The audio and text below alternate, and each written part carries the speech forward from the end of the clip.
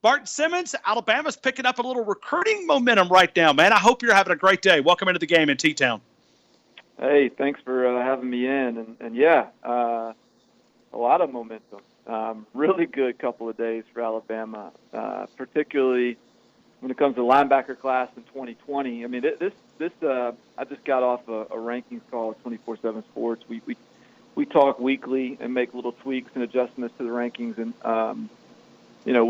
we were talking about just this linebacker class in general, nationally. I think it's a really good year at linebacker nationally. And I would say this, if you're Alabama right now, or if you're Nick Saban and you look at the national landscape, after this weekend and the commitments that they landed early this week and over the weekend, I'm not sure that there's three linebackers in the country between Drew Sanders, Quandarious Robinson, and McKinney that you would rather have. I think those would be possibly Alabama's 1, 2, and 3 picks at the linebacker position in this entire class. I mean, I think that they're that good, and certainly that Alabama thinks that highly of them. And so it was a really, I think, boon of a weekend for them to just continue to build out that linebacking core. It looks like it's going to be a pretty special class in that regard. What do you see in Quandarious Robinson from Jackson Olin, who just committed yesterday, number one player according to 24/7 Sports player in the state of Alabama, decides that he's going to go to Alabama instead of Auburn? Well, it's with Quandarious, it's upside. It's a ceiling that is probably as high or higher than anybody in this class at the linebacker position, because he's like 220 pounds. He's pushing 6'5", and he's such a fluid athlete. He is such a explosive athlete, and he tests off the chart. He's outstanding in space. I think he can be a really good pass rusher, play on the edge, but he's got the ability athletically to be a factor on the second level as well, to be a factor on the perimeter in space. He's just so talented athletically and is so gifted from a frame standpoint. Now, I'll say this about Quandarious. You compare his junior film to some of the other linebackers that we're discussing or that are ranked really high, it doesn't quite stack up. But he had a really good spring, and he's been killing the camp circuit. And I think with him, you look at what he's going to be as he continues to progress, and that's what gets you so excited. And so it's all about kind of the trajectory for Quandarious Robinson, and the top of that trajectory is as higher than anybody at linebacker in this class. I wonder how much Nick Saban and Barton, I know we're 80 days away from the 2019 season, but I start looking ahead to 2020 for Alabama, and there's going to be some playing time that's going to be available. When you look at Alabama, they're going to probably lose quite a bit of these guys, early departures to the NFL. You're going to lose a lot of these wide receivers, quarterback. I mean, you could really go down through the list. Some guys that'll be draft eligible that may decide to leave early. You lose a lot of your defensive guys. Yeah, you got some youth that hopefully Alabama can able to get up on some teams to get some experience and get some value. But if you look at Alabama in 2020, you're offering playing time. I mean, there's some of these guys that they're going to have to count on to be some instant impact guys. I mean, that's the double-edged sword of the sort of the machine that is Alabama. Is you're recruiting players that are so good that they're going to be leaving early, and you don't really get them for 4 full years. But the good news is you're recruiting players that are so good that they can come in and they can compete for playing time, and that allows you to recruit players that are so good because they know that hey, even if they sit on the bench for a year, maybe 2, there's you're going to find the field if you're good enough, because there's just so much turnover, so much churn in terms of the NFL. And so I think when you look at some of the guys that they've gotten, certainly at linebacker, like I said, I think Quandarious is the type of player that you have to sort of wait on senior film to see how quickly he's developing, but certainly physically he's going to be pretty unique. McKinney, he's got the mindset right now. I mean, that dude, he committed over the weekend as well, and he's just a heat-seeking missile. I mean, just a total animal on the field. And so that's the type of player I think is going to have the demeanor and the mindset. And then Drew Sanders is the other linebacker I mentioned. And I mean, that kid he's the son of a coach. He gets rave reviews from all these college coaches about just how smart he is. And so I think if you're looking at linebacker playing time as a true freshman, Drew Sanders might be your best bet as someone that, because he's going to come in so mature, both physically and mentally, and I think really advanced from a mentality, maturity, football instincts type of standpoint. I want to ask you about Damien George, that also committed last week. I mean, this has been a trend. That's why we had to get you back on. We also feature one of your colleagues, and he's on once a week, and we try to get John Garcia on, but it seems like this just recruiting news is just flying, and it's like, okay, how many times can we feature John? So I reached out to Barton. I said, man, I gotta get you to talk about some of these guys. But Damien George, another guy that has committed since we last spoke, big offensive lineman out of North Shore High School there in Houston, Texas. Talk about Damien George. Well, I mean, he's massive. We've got him listed at 6'6.5", 348 pounds.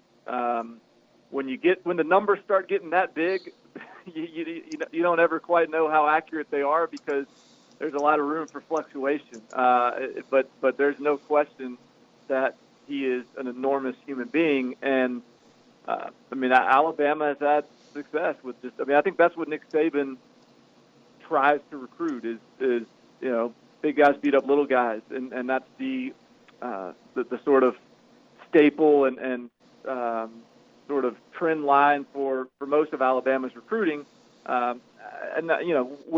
With me and he's a 3-star guy for us at 24/7 Sports. And again, you wonder when a guy is that big, where his ceiling is. I mean, he could trim down and get more athletic. He could, or is he just being able to bully guys that are smaller than him right now? I think what's the most probably compelling and interesting aspect of the Damien George commitment is he's a teammate to Zachary Evans, who's the number 1 running back in the country, and is Alabama was named among his top 5, and Zach Evans is just about a week or 2 removed from saying that he and Damien George are a package deal. And now Damien George commits to Alabama, and there is obviously some now optimism that Alabama might be in the driver's seat for Zach Evans. But I think that one's going to be a recruitment that is going to take some twists and turns, and package deals often fall apart, and so I think there's no guarantees there. But certainly it is helpful that Alabama's got his teammate on board, and that's definitely sort of a tally mark in Alabama's column for Zach Evans' decision as he continues to go through this process. Barton, I want to talk about a guy that I think is going to be big for Alabama in this secondary, and I've watched him develop, and I've watched him take this leadership role. I think he's going to be the quarterback in this secondary. Xavier McKinney was 3rd last year with 78 tackles, I think it was, as far as tackles on the team, and not a guy that maybe gets the publicity that he deserves. I mean, I think Xavier McKinney is going to be a big time, going to have a big breakout season in 2019. What do you see in Xavier McKinney? Yeah, I'm with you. I mean, he's like you said. I mean, I think there was a quiet, sort of subtle, incremental emergence last year, and I was down at the Orange Bowl, and I think I saw you there, and by the end of that game, he ended up making some of the critical plays and spoke to the media at the end of that game, and I think as the season progressed, we saw. I mean, that was an inexperienced secondary at the beginning of the year, and so we saw the whole secondary sort of start to gain confidence as the year progressed. And but what Xavier McKinney has always brought was great instincts, even in high school, and he was just sort of, the old cliche. He was just a football player, and I think, he wasn't even a guy. I remember going to seeing him in camps and that sort of thing, and he didn't necessarily flash in that setting. But you turn on the game film, you turn on the film and pads, and man, he's all over the field. And I think we're starting to see that shine through. You know, he may not have had the freakish traits that were going to get him on the field as a true freshman, but as his career has progressed, that those instincts and just sort of the playmaking ability and feel at the safety position is starting to shine through, and I absolutely think that we could be looking at him take another step in the right direction this fall and continue to kind of emerge as one of the best safeties in the country. Hey, Barton, you know these rosters better than most. When you talk about the projection, when you look at Alabama and Clemson, I don't think many people have questions around the teams. Yeah, you could look at certain positions. You got to find, maybe an alpha dog on Alabama's defense. Who's going to step up there? Maybe it's the guy we just talking about from a defensive back perspective. But going outside of Alabama and Clemson, is there somebody that grabs your eye that can be a part of this college football playoff conversation that maybe we're not spending as much time as we should be on a team that you look at and you say, hey, this team, they got the roster. I've been watching these recruits, pile up there. They've got a team that can maybe be a part of the Final Four coming up in December and January. Well, I mean, it's as the season starts to approach and there starts to be sort of the trendy picks for college football playoffs. I think one of the picks is catching on a little bit as a dark horse type of team is Texas, and I do think that at the quarterback position there, Sam Ehlinger has such intangibles and leadership and has a grit to his game and a playmaking ability to his game to where, look, if the throw game's not working or if it's a muddy track or if there's just something that's not clicking offensively, that guy can sort of grind out some yards as a downhill running back practically behind center. Or if he's got to play catch up or he's got to sort of get in a track meet with somebody, he's also capable of throwing around the yard. And so with the way that Texas has recruited athletes over the last couple of cycles, if things start to click there, I could really see Sam Ehlinger emerging as this real national superstar. And I don't mean superstar in the sense of he's a first-round draft pick. I don't think he'll ever get to that point. He may be an NFL guy, but superstar in the sense of just his personality, his demeanor. He's got a real way about him that I think could catch fire, and we saw it a little bit last year. And I think that the natural next step is Texas competing for a playoff, and I don't know. We'll see if they do. I mean, another team that you could make that kind of dark horse case for it. They play pretty early this season, and that's LSU. And I think that game is going to tell us a ton about a couple teams that are kind of trendy picks for some off-brand, playoff contention. It is certainly a big part of the conversation. Is he the best? Is he the best quarterback in the Big 12, or do you think it's Jalen Hurts? Man, that's a great question. It really, I mean, that's a tough one to peg. I think that I think if I had to win one game, I think I'm going to pick Sam Ehlinger. But you got to kind of add the Lincoln Riley accelerator to the formula for Jalen Hurts. I mean, as good as he is, and you know well that kid is a competitor. He's talented. He's tough to defend. He's won a lot of football games. And if you add that to this sort of special sauce that Lincoln Riley has been cooking up, I mean, I could very easily see Jalen Hurts again take another step and really turn his game up a notch. But I think right now, all things being equal, I give the slight edge to Ehlinger just because of that just physicality and sort of versatility he's got, being able to sort of beat you with his arms, legs, his physicality, his athleticism.